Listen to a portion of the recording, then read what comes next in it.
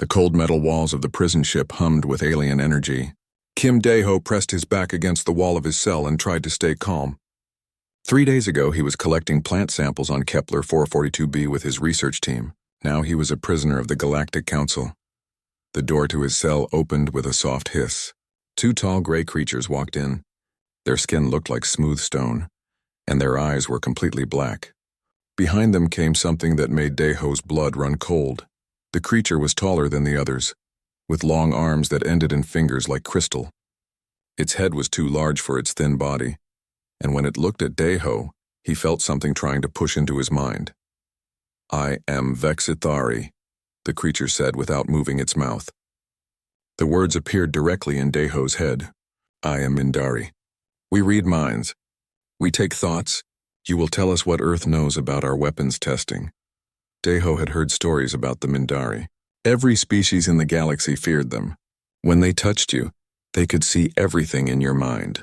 Most people went crazy from the experience. Others just gave up completely.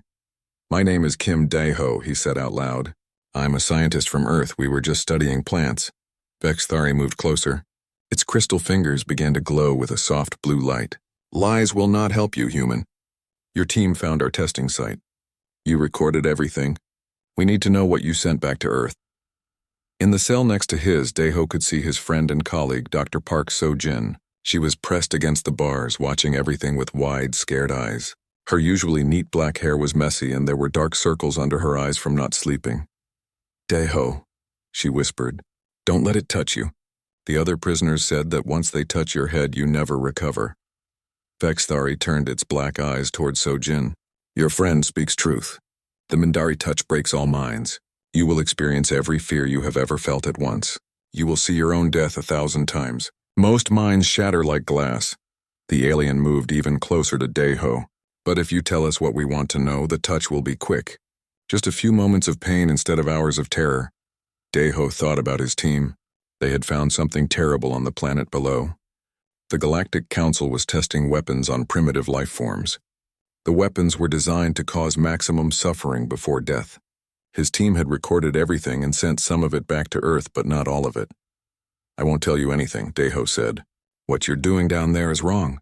Those creatures can't defend themselves." HFY made a sound like broken glass, laughing. "Wrong, right? These concepts mean nothing. The strong survive. The weak are used as we see fit. This is the natural order." The Mindari raised both hands toward Dae-ho's head. The crystal fingers were now glowing brighter, casting strange shadows on the cell walls. "Your species is new to the galaxy.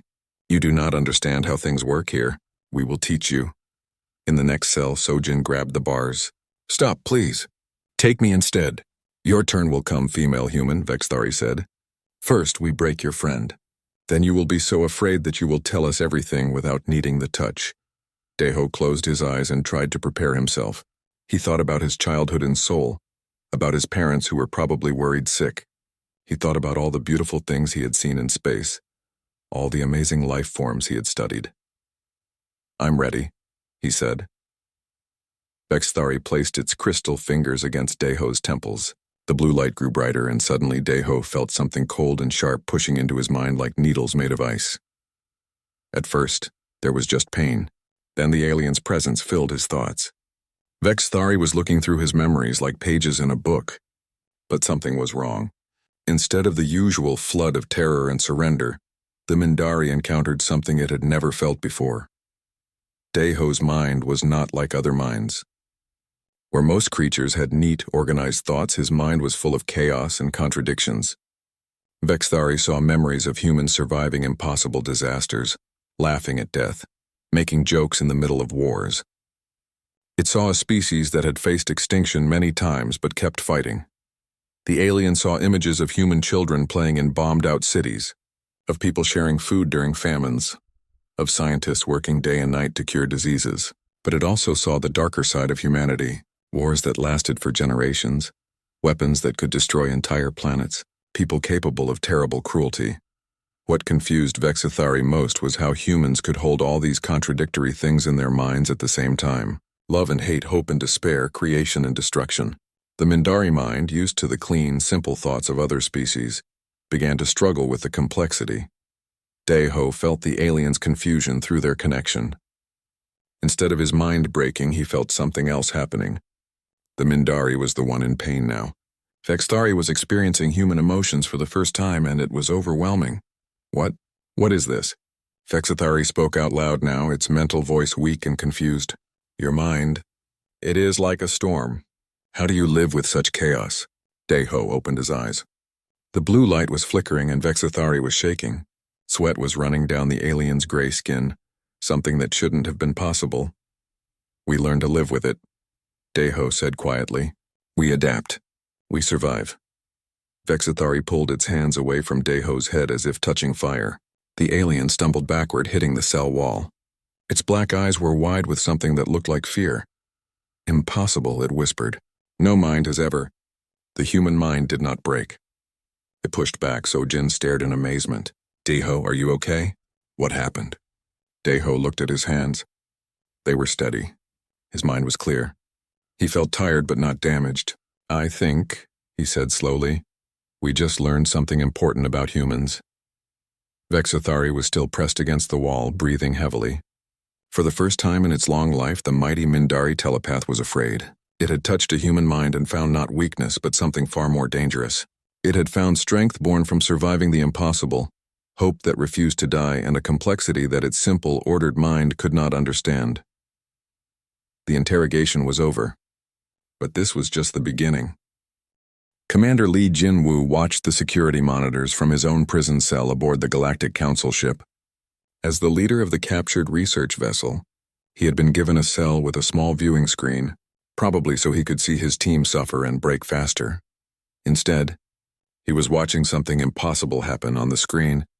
Vexthari was still pressed against the wall of Daeho's cell, shaking like a leaf in the wind. The powerful Mindari telepath looked sick and confused. Its crystal fingers had stopped glowing, and there were strange dark lines spreading across its gray skin. Status report, Vexthari, came a cold voice through the ship's communication system. Jinwoo recognized it as High Commander Kethmoran, the council member in charge of this mission. Vexthari struggled to stand straight. When it spoke, its mental voice was weak and full of static. The human mind is not like others. It did not break. It fought back somehow. There was a long silence. Then Kethmoran's voice returned, filled with anger. Explain. How does a primitive human mind resist Mindari telepathy? This is impossible. I do not know, Vexthari said. The human's thoughts were chaos. Pain mixed with joy, fear mixed with hope. I could not find a way to break such a mind. Instead, the experience changed me. I felt things I have never felt before. Jinwoo smiled grimly. He was beginning to understand what had happened. Humans were different from other species in the galaxy. They had evolved on a world that tried to kill them every day. Earthquakes, volcanoes, ice ages, plagues, predators, wars. Each disaster had made them stronger, more adaptable. Other species in the galaxy had evolved on easier worlds. Their minds were simpler, more organized. When a Mindari telepath touched them, it was like opening a neat filing cabinet. But human minds were like tornado-damaged libraries, with important information scattered everywhere, and mixed with seemingly random thoughts. In the cell block, Dr. Yoon Hee-jin was listening to everything through the thin walls. As the team's psychologist, she understood what was happening better than anyone. Jinwoo, she called out softly. Can you hear me? I hear you, Hee-jin, Jinwoo replied. The alien couldn't handle Daeho's mind because human psychology is built differently. We evolved to survive trauma. Our minds learned to compartmentalize pain while still functioning. Other species probably evolved in safer environments. Jinwoo nodded even though she couldn't see him. You mean we're naturally resistant to mental attacks because our minds are already used to handling chaos? Exactly. And more than that, when the alien connected to Daeho's mind, it experienced human emotions for the first time. Imagine living for hundreds of years with simple, clean thoughts, then suddenly feeling the full complexity of human experience. It would be overwhelming. On the monitor, Jinwoo watched as medical personnel helped Vexthari out of the cell block. The alien could barely walk, and the dark lines on its skin were spreading. Whatever had happened during the mental connection had seriously hurt the Mindari. Hours passed. Then new alarms began sounding throughout the ship. Jinwoo's screen switched to show the main docking bay, where 3 more Mindari telepaths were boarding. These ones were larger than Vexithari, with more elaborate crystal formations on their heads and hands. Reinforcements, Jinwoo muttered. They're not going to give up. The new Mindari made their way through the ship's corridors. Jinwoo could see them on different security cameras. They moved with confidence, speaking to each other in their strange mental language that created soft humming sounds in the air. They reached the cell block where Choi Min-ho, the team's engineer, was being held. Min-ho was a quiet man who preferred machines to people, but Jinwoo knew he had a strong will. He had survived 3 ship crashes and always kept working even when everything seemed hopeless. The 3 Mindari entered Min-ho's cell together. Their crystal fingers glowed brighter than Vexithari's had, and they moved with the coordination of a team that had worked together for centuries. Human, one of them said. We are Zanketh, Meldari, and Zendaki. We are more powerful than Vexithari. You will not resist us as your friend did. Min-ho looked up at them calmly. I'm an engineer, he said. I fix things that are broken, but I also know how things break in the first place. The 3 aliens looked at each other with confusion. Then Zanketh stepped forward. Your words mean nothing. Prepare your mind for the touch. All 3 Mindari reached out at the same time, placing their crystal fingers on Minho's head and temples. The blue light was so bright it hurt to look at through the security camera. Jinwoo leaned closer to his screen, worried for his friend. But what happened next shocked him even more than what had happened to Vexithari. The 3 Mindari were working together, combining their mental power to break Minho's resistance.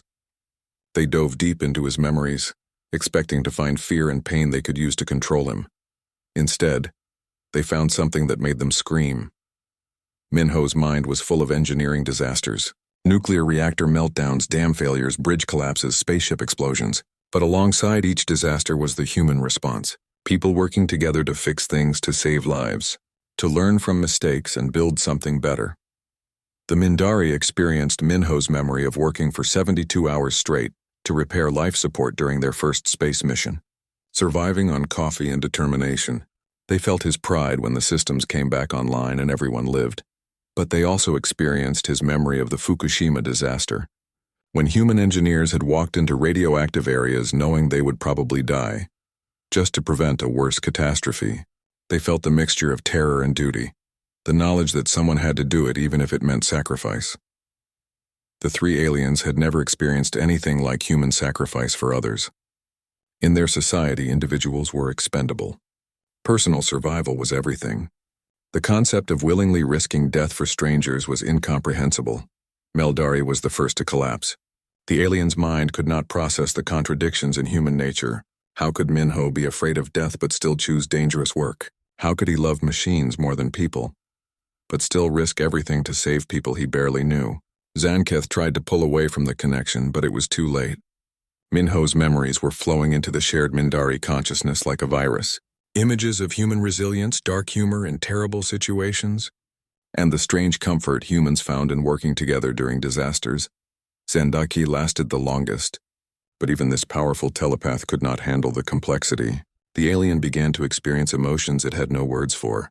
Worry about the future, satisfaction from solving problems, and strangest of all, the human ability to laugh at their own mistakes. Within minutes, all 3 Mindari were on the floor of Minho's cell, twitching and making sounds of distress. Minho sat calmly in his chair, looking tired but unharmed. Are you 3 okay? He asked with genuine concern. I know my memories can be a bit overwhelming. I've seen a lot of systems fail over the years. Jinwoo stared at his screen in amazement. 3 of the galaxy's most powerful telepaths had been defeated by an engineer's memories of fixing broken things and preventing disasters. Through the ship's communication system, he could hear panic spreading among the council members. This was not just a failed interrogation anymore. This was a fundamental challenge to everything they believed about power and control in the galaxy. In her cell, Dr. Yoon Hye-jin was taking notes on everything she observed. As a psychologist, she realized they had discovered something that could change everything. Jinwoo, she called out softly, I think we just found humanity's greatest weapon. Our minds aren't just resistant to telepathic attack. We're actively harmful to telepaths who try to read us. Jinwoo nodded slowly. We're not just immune to mind control. We're contagious. On the security screen, medical teams were rushing to help the collapsed Mindari, but Jinwoo noticed something interesting. Zendiki, the telepath who had lasted longest, was not unconscious like the other two. Instead, the alien was sitting up, looking around the cell with what appeared to be curiosity rather than the usual cold calculation. For the first time in its long life, Zendiki was experiencing doubt-wonder and the strange human emotion called hope. The infection was spreading. High Arbiter Kethmaran paced back and forth in the command center of the council ship. The tall insect-like creature's forearms gestured wildly as reports came in from all over the galaxy. News of the failed human interrogations was spreading faster than a plague. "This cannot be happening," Kethmoran clicked in its native language. "For 3,000 years the Mindari have been our ultimate weapon. No species has ever resisted them." Captain An Su-young watched the alien commander from her position at a monitoring station. As the highest-ranking officer from the captured human research vessel, she had been brought to the bridge so the council could observe her reactions to her team's treatment. Instead, she was getting valuable intelligence about their captors' growing panic. On the main view screen, reports continued to flow in. The 4 Mindari who had attempted to read human minds were all in medical isolation. Vexithari had developed something the doctors called emotional instability syndrome.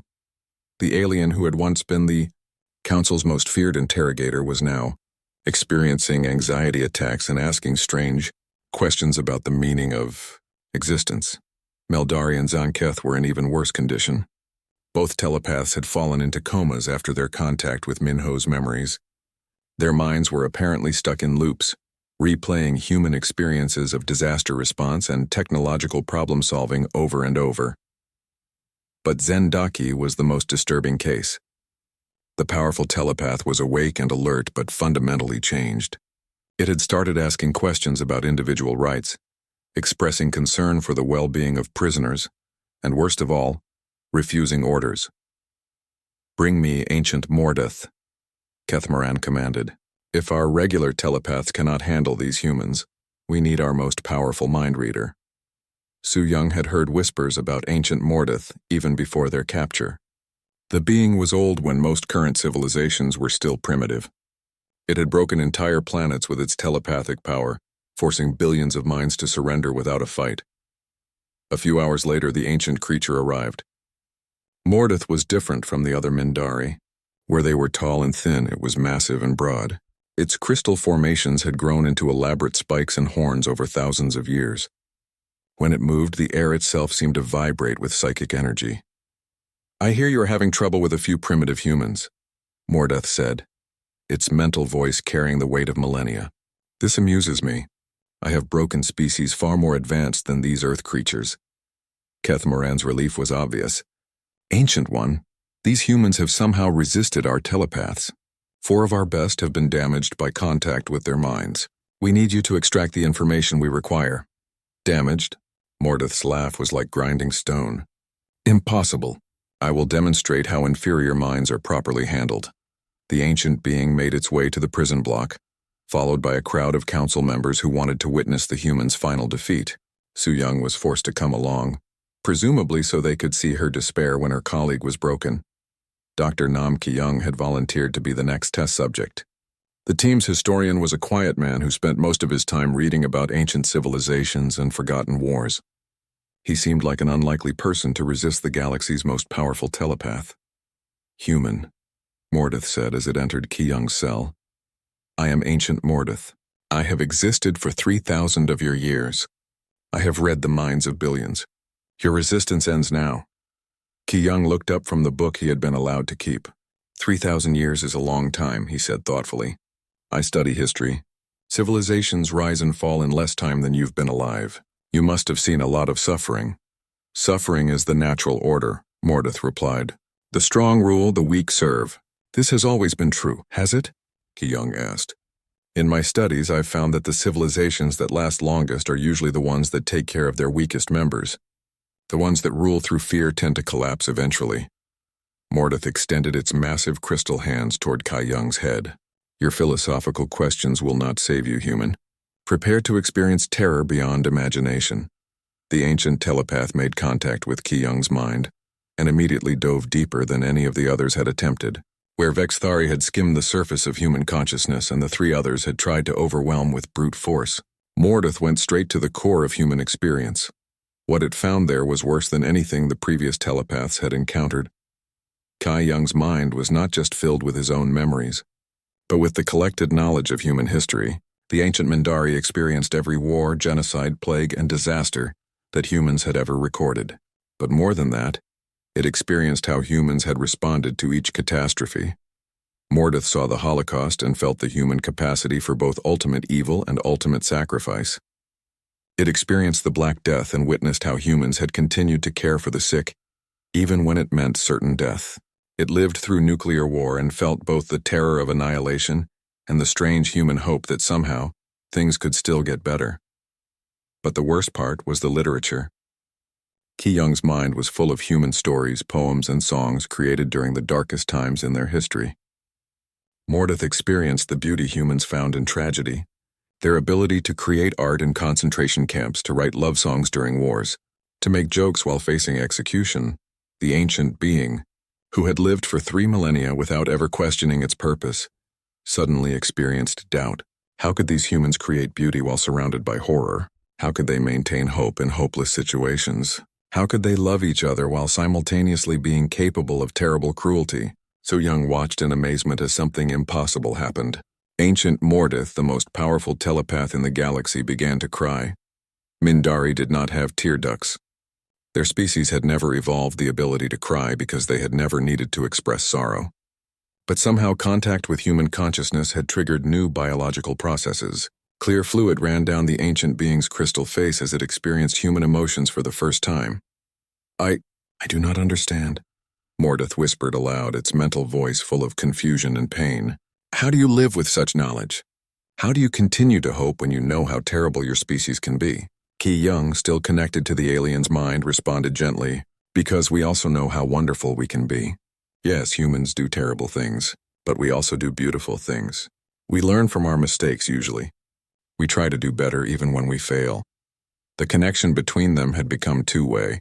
For the first time in its long existence, Mordeth was not just reading a mind but sharing consciousness with another being. It felt Ki Young's genuine compassion, even for his captors. It experienced the human ability to forgive enemies and find common ground with strangers. This is impossible, Mordeth said, its massive frame shaking. I have broken civilizations. I have made billions surrender their will. But you make me question everything I have ever known. The ancient telepath collapsed, not from damage but from the overwhelming weight of new understanding. For 3,000 years it had believed that power came from domination, that strength meant the ability to force others to submit. But human consciousness had shown it a different kind of strength, the power to endure, to adapt, to find meaning in suffering, and to maintain hope in the face of despair. Kethmaran and the other council members stared in shock as their ultimate weapon sat on the floor of a prison cell, weeping and questioning the very foundations of their civilization. Ancient One, Kethmaran said desperately, what has happened to you? Mordeth looked up with eyes that now held something they had never contained before.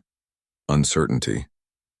I have touched the human mind, it said slowly, and I have learned that we have been wrong about everything. In the medical bay, Zendaki was experiencing its own transformation. The telepath had begun asking to speak with the human prisoners, not to interrogate them but to understand them better. It wanted to learn about human concepts like friendship, sacrifice, and hope. Su Young realized that something fundamental had shifted in the balance of galactic power. The Council's greatest strength was becoming their greatest weakness. Each attempt to break human minds was only spreading human consciousness through their telepathic network.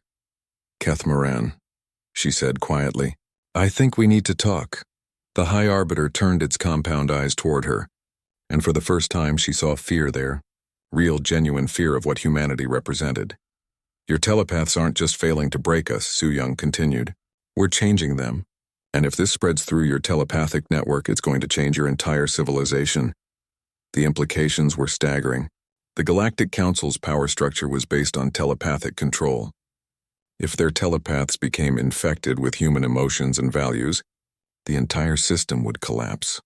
For the first time in galactic history, the Council faced an enemy they could not defeat through force or mental domination. They faced an idea, That strength came not from power over others, but from the ability to endure, to adapt, and to maintain hope even in the darkest times.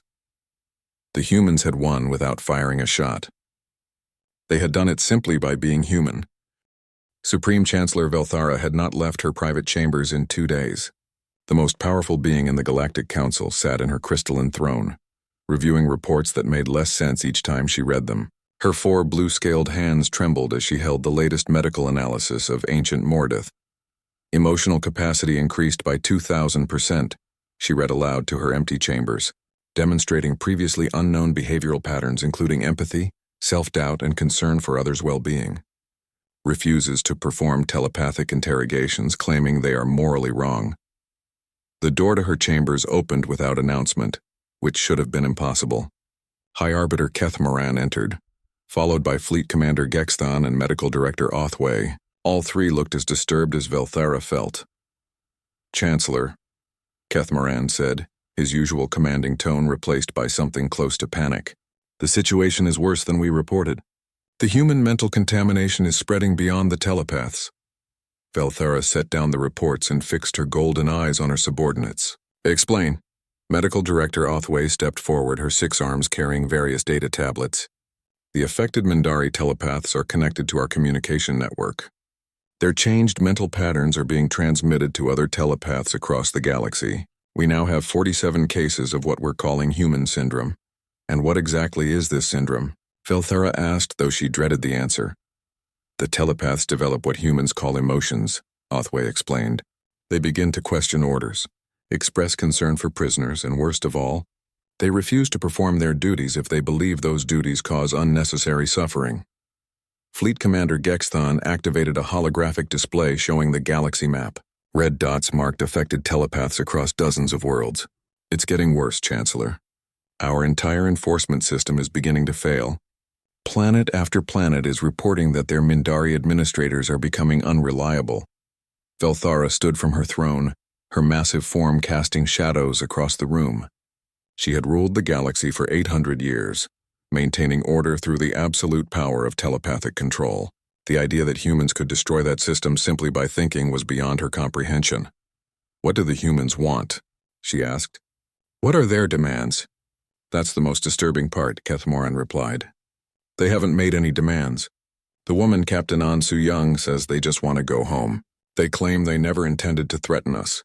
"Never intended?" WillHFY's voice rose to a roar.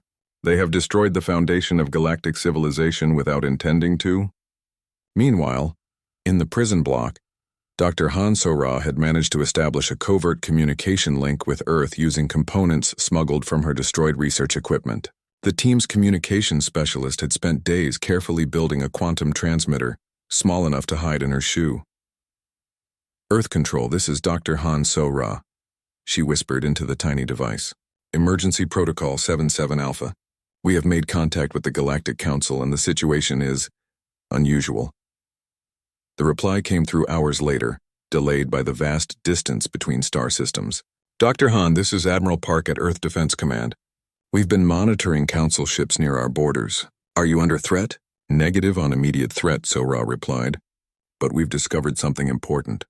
Human consciousness appears to be incompatible with alien telepathy, not just resistant, actively harmful to telepathic species. We may have accidentally weaponized our own psychology."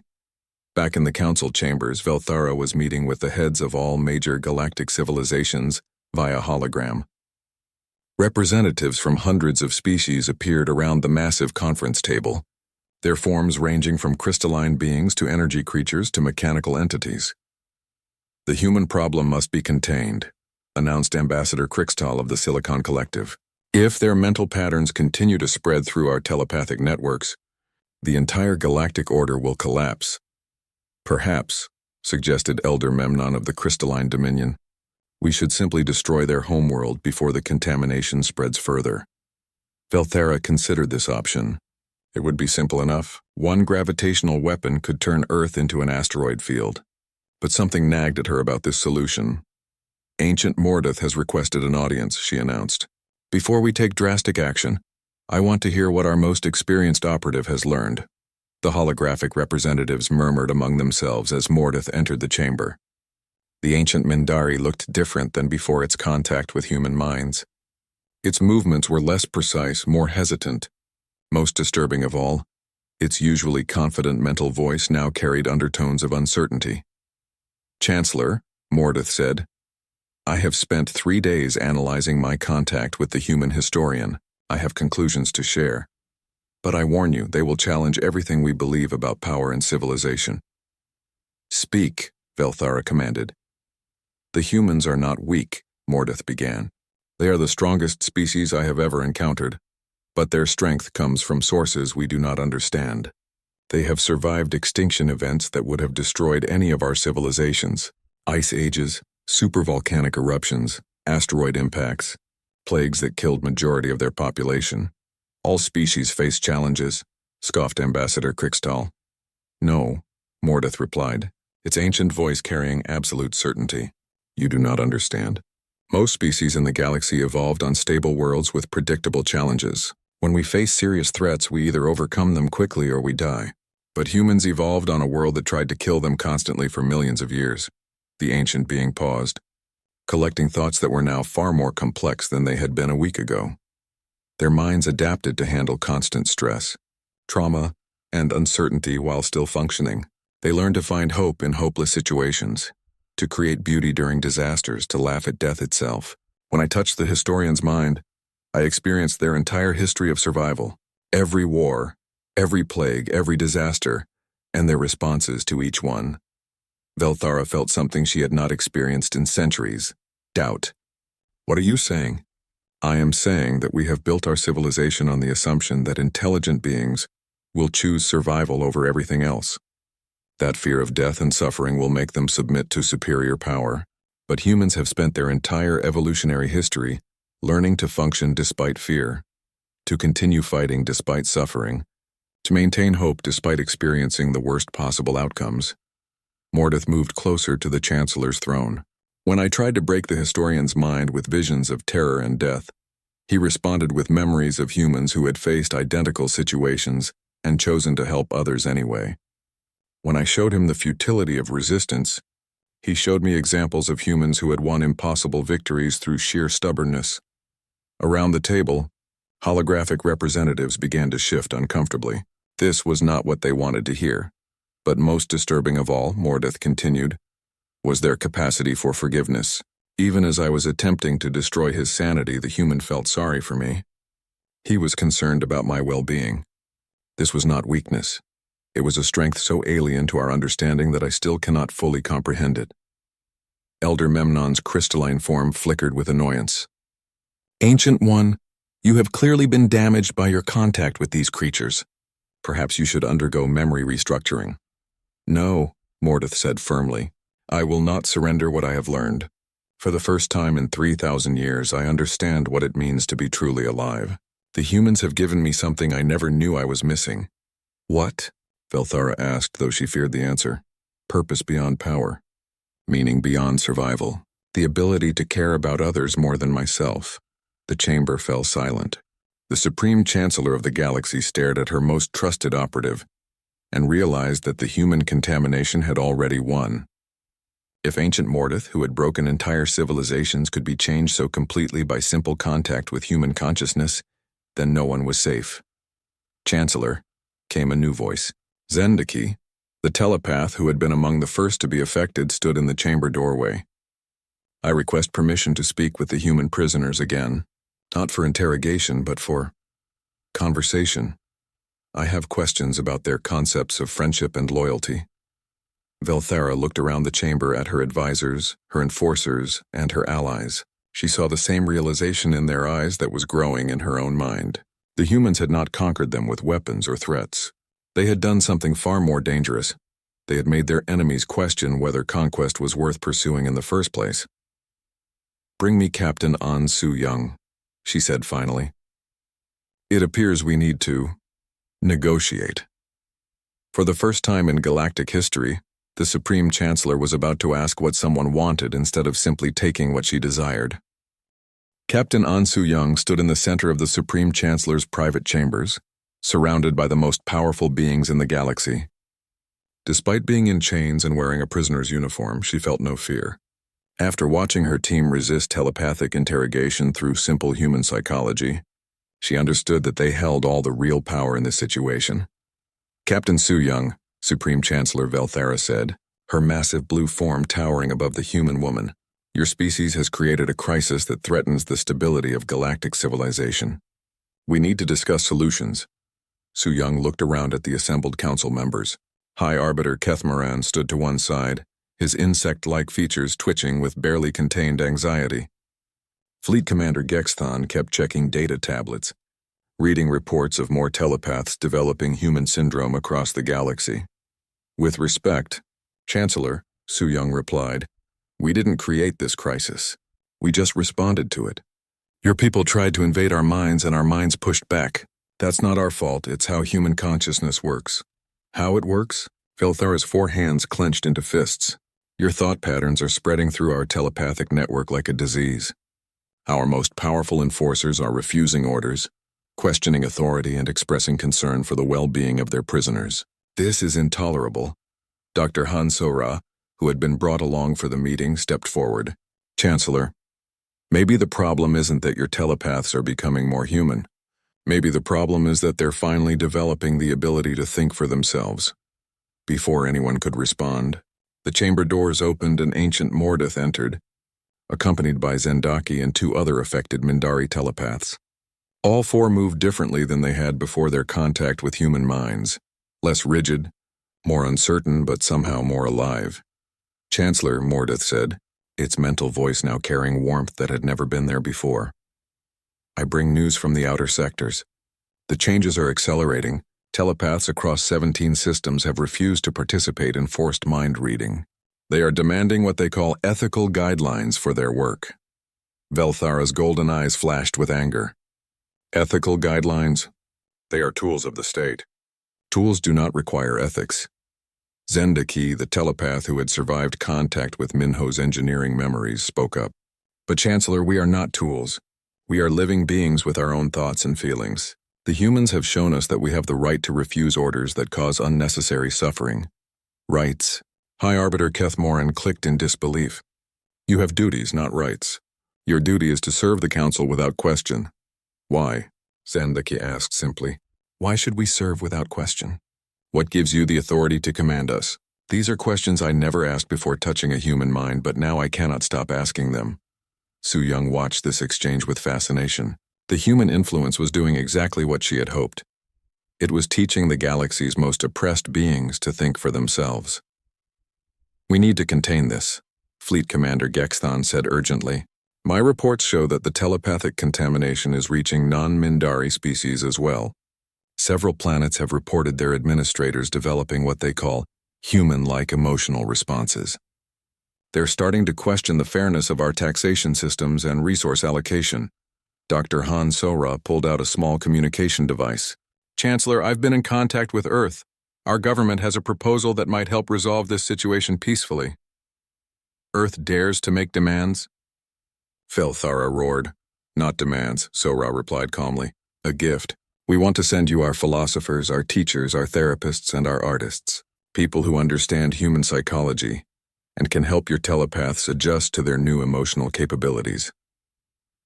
The chamber fell silent. This was not what anyone had expected. "You want to send more humans to spread the contamination?" Kethmaran asked in disbelief. "We want to send people who can help," Sora explained. "Your telepaths are developing human emotions without understanding how to handle them. They're confused, scared, and lost, but humans have thousands of years of experience dealing with complex emotions. We can teach them, and you, how to live with these new feelings." Ancient Mordeth stepped forward. "I would welcome such teachers. Since my contact with the historian, I have experienced emotions I do not understand. Fear, wonder, sadness, hope. They overwhelm me at times. I need to learn how to live with these new aspects of consciousness." "This is madness." Elder Memnon's voice came through a communication crystal from his distant world. "You're talking about voluntarily exposing more of our people to human mental contamination." "It's not contamination," said a new voice.